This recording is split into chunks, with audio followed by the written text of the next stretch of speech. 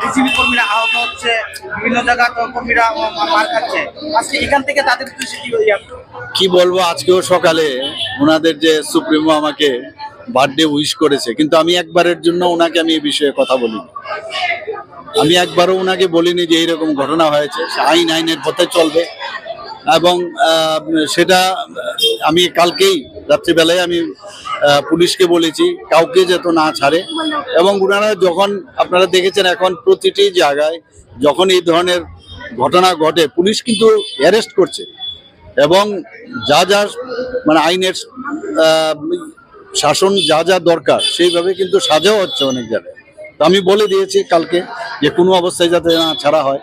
কিন্তু আমরা কমজোর হয়ে কাউকে বলবো যে কি হচ্ছে, কেন হচ্ছে, that I will not tell. Wish করেছে ভালো, ভেরি গুড, আমিও উইশ করব যখনই হবে, কিন্তু বোঝা উচিত।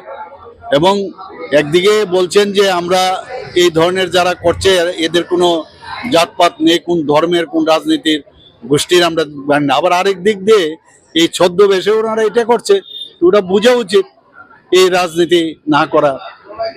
আজকের দিনে আর কি বলবো, আমরা যে কথাগুলো আমি সেদিন সেই মনুতে আমি ছামনুতে আমি যে কথাগুলো বললাম, দেখলো যে সত্য কথাগুলো বলে দিয়েছি, আর এখন সত্য কথা হজম হয় না। এটাকে মানুষকে বিভ্রান্ত করার জন্য আবার সেই গোয়েবলসেও কাদায় বলছে আমি নাকি অজ্ঞ, ইতিহাস আমি জানি না।